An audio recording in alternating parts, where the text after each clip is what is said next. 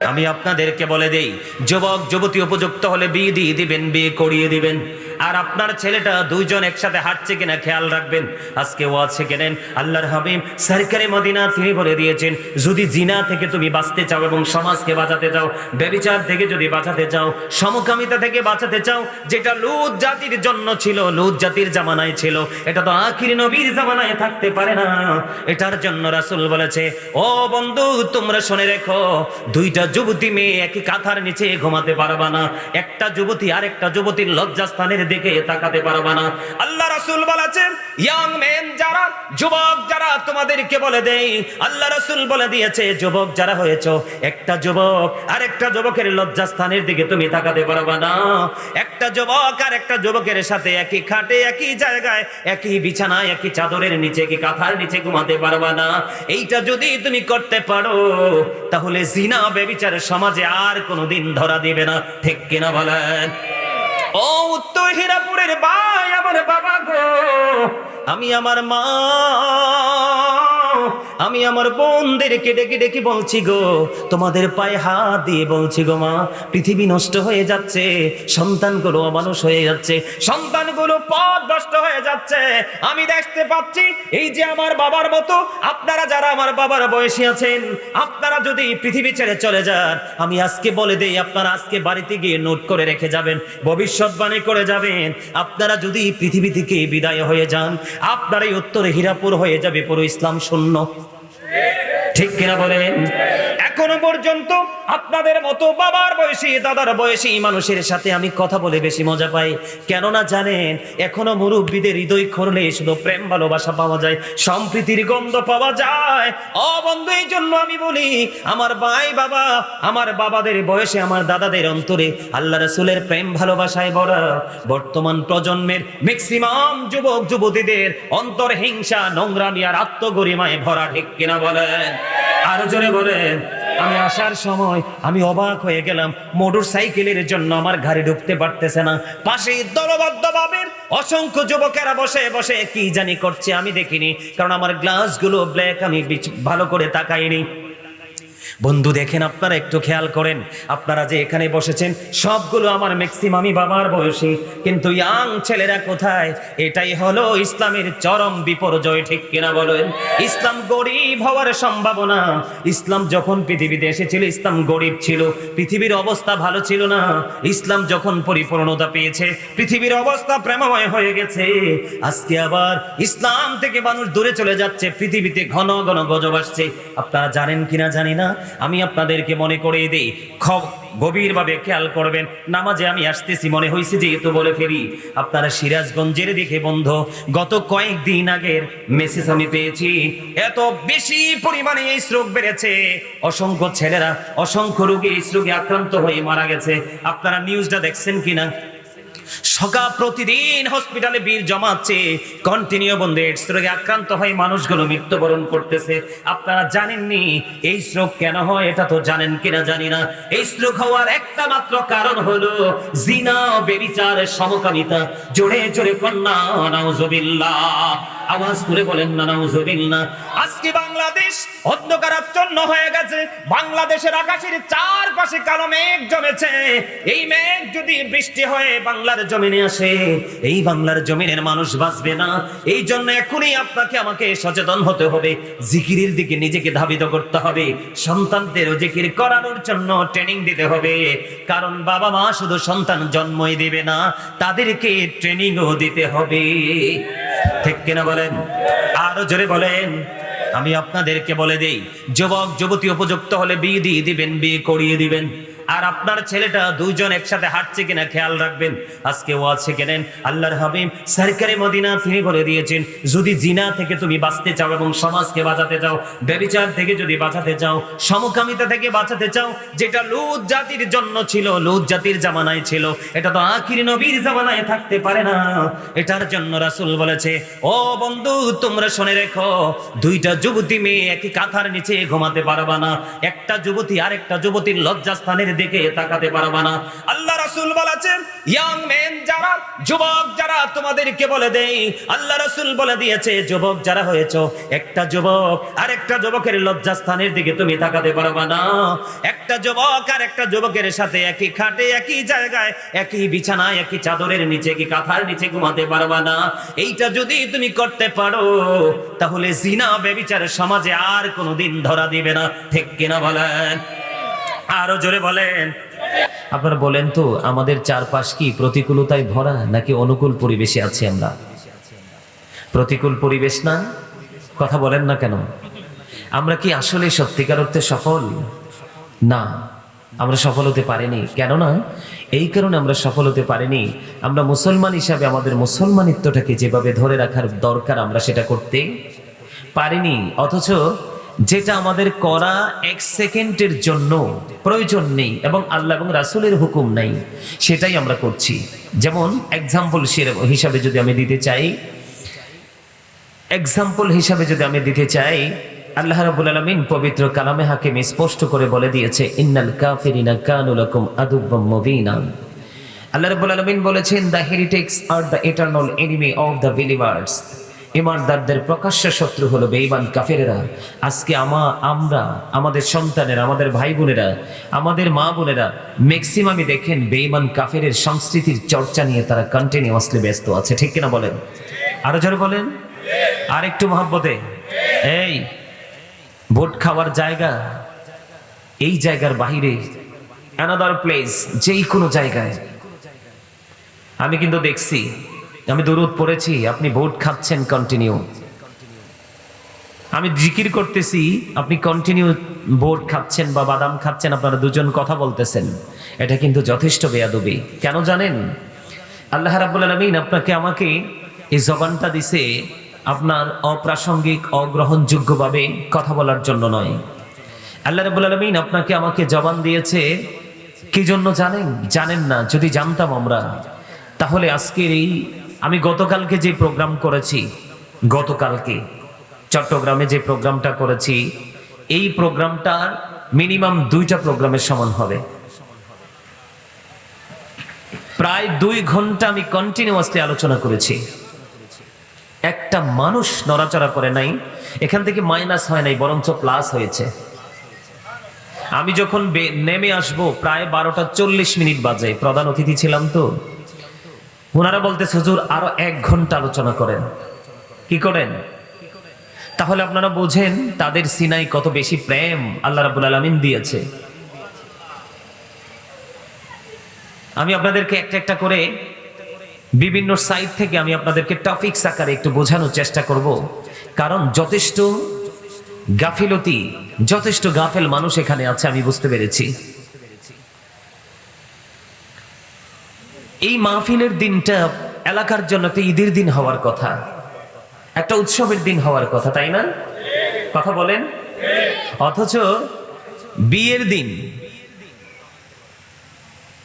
এই দিনটা যেইভাবে আমাদের পালন করা দরকার সেইভাবে তো করিনি, বরঞ্চ উল্টো দিকে আমরা ঈদের আমেজে ভরপুর হয়ে আমাদের হৃদয়ে ঢোল খেতে থাকে। ঠিক কিনা বলেন? আসলে সেটা আমাদের জন্য করা মোটেও উচিত নয়। বলো কেন বললেন হুজুর?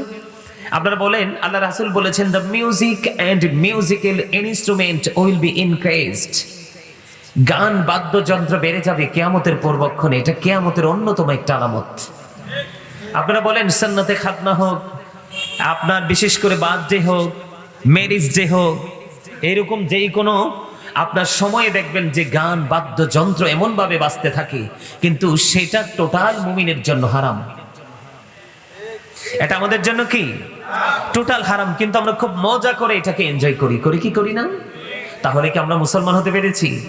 কথা বলেন, আরো জোরে বলেন, আরো জোরে। আপনাদেরকে আমাদেরকে কিন্তু আল্লাহ রাব্বুল আলামিন জবান দিয়েছে ভোট বাদাম খাওয়ার জন্য নয়। চা দোকানে বসে বসে চা পান করব আর মানুষের বদনাম করব, মানুষের গীবত করব, কার বাড়িতে কি হয়েছে সেটা নিয়ে সমালোচনা করব। আল্লাহ কিন্তু সেটার জন্য আপনাকে আমাকে জবান দেয়নি। আল্লাহ রাব্বুল আলামিন আপনাকে আমাকে কোলাহল পরিবেশে বসে ফ্রেন্ড সার্কেলকে নিয়ে যেই বক্তব্য আপনার আমার জীবনে কোনো দিন কোনো মুহূর্তে প্রয়োজন নেই, সেই সমস্ত বক্তব্য দেওয়ার জন্য কিন্তু আল্লাহ রাব্বুল আলামিন আপনাকে আমাকে জবান দেয়নি। জবান কেন দিয়েছে জানেন? আল্লাহ রাব্বুল আলামিন বলেছেন, remember me then I will remember you. তোমরা আমাকে স্মরণ করো, আমি তোমাদেরকে স্মরণ করবো। ফাযকুরুনি আযকুরুকুম, তোমরা আমাকে স্মরণ করো, আমি তোমাদেরকে স্মরণ করব। তার মানে আল্লাহ রাব্বুল আলামিন আপনাকে আমাকে জবান দিয়েছে আল্লাহর জিকির করার জন্য। সুবহানাল্লাহ বলেন, আর জোরে বলেন। আমি আপনাদেরকে একটা কথা বলে রাখি, হাদিস শরীফ থেকে কালেক্ট করা, সেটা হলো আপনারা যে জান্নাতের বাগানে এসেছেন, সুবহানাল্লাহ আলহামদুলিল্লাহ আল্লাহু আকবার বলতে কখনোই কৃপণতা করবেন না। কেন জানেন? কারণ সুবহানাল্লাহ আলহামদুলিল্লাহ আল্লাহু আকবার এগুলো হলো জান্নাতের বাগানে যারা আসে তারা জান্নাতের মেহমান হয়ে যায়। কার মেহমান? আল্লাহর মেহমান হয়ে যায়। কার মেহমান হয়ে যায়? এই মেহমানদের জন্য খাবার দিয়েছেন আল্লাহ রাব্বুল আলামিন জান্নাতে। এগুলো হলো সুবহানাল্লাহ আলহামদুলিল্লাহ আল্লাহু আকবার লা ইলাহা ইল্লাল্লাহ। এগুলো বলতে কখনোই কৃপণতা করবেন? কৃপণতা কি করা যাবে? যদি আপনি যদি কৃপণতা করেন তাহলে আপনার ফিউচারটা কি হয়ে যাবে? ব্ল্যাক হয়ে যাবে, ব্রাইট হবে না। এটা আপনাকে মনে রাখতে হবে, কারণ আপনি আপনার জন্য করবেন। আমি আপনাদেরকে আরেকটা কথা বলে রাখি, এই পৃথিবীতে কিন্তু মানুষ ধর্মীয় কাজের ক্ষেত্রে, নামাজের ক্ষেত্রে অনেক অজুহাত বা ব্যস্ততা খুঁজে বের করে কি করে না? কি করে? কাজ করে, ইনকাম করে, সে মানে তার এই পৃথিবীকে সাজানোর জন্য সে যেই কোনো কাজের অজুহাতে সে কি করে? এই জান্নাতের বাগান থেকে দূরে থাকে। কিন্তু সে আদৌ কি জানে? সূরা আলে ইমরান 185 নম্বর আয়াতের শেষ অংশে আল্লাহ রাব্বুল আলামিন বলে দিয়েছেন, ওমাল হায়াতুদ দুনিয়া ইল্লা মাতাউল গুরুর। এই দুনিয়ার জীবন একটা ধোঁকা। নাউজুবিল্লাহ বলেন। কিন্তু আমরা এই দুনিয়া নিয়েই ব্যস্ত, অথচ যেটা আমাদের সত্যিকারের উপার্জন আমরা সেটাই করছি না। আজকে আপনারা বলেন, আমাদের বাংলাদেশ যদিও ছোট, স্মল কান্ট্রি, ছোট্ট একটা দেশ, কিন্তু এই দেশে মানুষের কিন্তু অভাব নেই। কিন্তু মানুষের অভাব আমরা কখন দেখি? যখন মসজিদে হাইয়া আলাস সালাহ বলা হয় তখন অভাব দেখা যায়। কথা বলেন ঠিক না বেঠিক? এই দেশের মানুষ যখন কোনো ভালো কাজের জন্য তাকে ইনভাইট করা হয়, সে কিন্তু এটাকে এক সেকেন্ড দেরি করে না ডোন্ট অ্যাকসেপ্টেবল বলতে। তার কাছে এটা গ্রহণযোগ্যই না, কারণ সেটা নিয়ে তার কোনো ইন্টারেস্ট নাই। তার কারণ সেটা মজাই তো বোঝে না। দান সৎকার ক্ষেত্রে বলেন, দেখবেন 500 টাকার নোটটা সাইড করে রেখে 5 টাকার নোটটা সে বের করে দিবে। বাস্তব কথা কিনা বলেন? আরে জোরে। আপনি সত্যকে সত্য বলতে হবে, মিথ্যাকে মিথ্যা বলতে হবে। আপনি স্বীকৃতি দেন বা না দেন, সত্য সত্যই, মিথ্যা মিথ্যাই। আল্লাহ রাব্বুল আলামিন বলেছেন, আকুলু কাওলান সাদীদা, সে দ্য রাইট থিং। আল্লাহ বলেছেন সত্য কথা বলো, সঠিক কথা বলো। কেন? এটা ট্রেনিং দিয়েছে আপনার আমার প্রাণের রাসূল, যিনি আপনার আমার জন্য শ্রেষ্ঠ নবী, শ্রেষ্ঠ শিক্ষক। সুবহানাল্লাহ বলেন না? বেঈমান কাফেরেরা পর্যন্ত বলেছে আপনার আমার নবীকে মিন করে বলেছেন, হি ওয়াজ ভেরি ট্রুথফুল। আপনার আমার নবী ছিলেন শ্রেষ্ঠ সত্যবাদী, আর আমরা হচ্ছি শ্রেষ্ঠ মিথ্যাবাদী। জান্নাতের আশা কেমন করে করব? ঠিক কিনা বলেন? আল্লাহর দিদারের আশা কেমন করে করব? এই প্রত্যাশা করাই তো বোকার স্বর্গে বসবাস করা। Same to same. আমার কথা আপনাদের বুঝে আসে? এগুলো কিন্তু আমার আলোচ্য বিষয় নয়, আমার কিন্তু কমন বিষয় আছে, আমি যে বিষয় নিয়ে আলোচনা করব। কিন্তু আপনাদেরকে এসে দেখে মনে হলো ইউ আর ভেরি উইক, আপনারা দুর্বল। আপনাদেরকে আমি স্ট্রং করতে চেষ্টা করতেছি। আমি যেটা বলতে চেয়েছিলাম, ওনাকে ক্যান করে, ওনার দুজনকে মিন করে আবার অনেকে ছিলেন কথা বলেছেন, যেটা আমি বলতে চাই জিকির। আপনারা কি বিরক্ত হন? আরো জোরে, আরো জোরে। যদি বিরক্ত না হন তাহলে আমার একটা কন্ডিশন আপনাদেরকে মানতে হবে, সেটা হলো you listening my lecture very attentively. আমার কথা সবাইকে মন দিয়ে শুনতে হবে। রাজি আছেন? আরো জোরে বলেন, রাজি আছেন? First condition, stop your mouth everybody. সকলের জবানকে বন্ধ রাখতে হবে। কারণ আপনি এসছেন কার কাছে? আল্লাহর ডাকে সাড়া দিয়ে, আল্লাহর দিদারের আশায়, আল্লাহর জান্নাতের বাগানে। সুবহানাল্লাহ বলেন না? আর জোরে বলেন না? আপনারা যে এখানে এসেছেন, বসেছেন, এটা লাভ কি? আমি বলবো তো আজকে আপনাদের কাছে, কারণ আমি আপনাদেরই সন্তান, আপনাদেরই কাছে। আমি কুমিল্লার ছেলে, কুমিল্লায় পড়াশোনা, কুমিল্লায় জন্ম, সব আমার কুমিল্লাতে। আমি আপনাদেরই সন্তান। হয়তো আপনারা ইতিপূর্বে আমাকে কেউ দেখেননি। আমার 2002 থেকে আলোচনার জগতে, আলহামদুলিল্লাহ বলেন। তখন আমি বাচ্চা ছেলে, 9-10-এ পড়ি। তখন থেকে আমাকে মানুষ ছোট ছোট প্রোগ্রামে দাওয়াত দিত, আমি যেতাম। ওখানে গিয়ে আর কিছু করতে না পারতাম, কিন্তু গজল গাইতাম। সুবহানাল্লাহ বলেন। কারণ হাসান ইবনে সাবিত রাদিয়াল্লাহু তাআলা আনহু মসজিদের নববীর মিম্বরে দাঁড়িয়ে দাঁড়িয়ে নবীর শানে শান গিয়েছিলেন, আর আমার নবী খুশি হয়ে বলেছিলেন, আল্লাহ হাসান ইবনে সাবিতকে রুহুল কুদ্দুসের মাধ্যমে সাহায্য করো। সুবহানাল্লাহটা মজা হয় না তো? খাবারে লবণ না দিলে কি খেতে পারবেন? কেন? স্বাদ হবে না।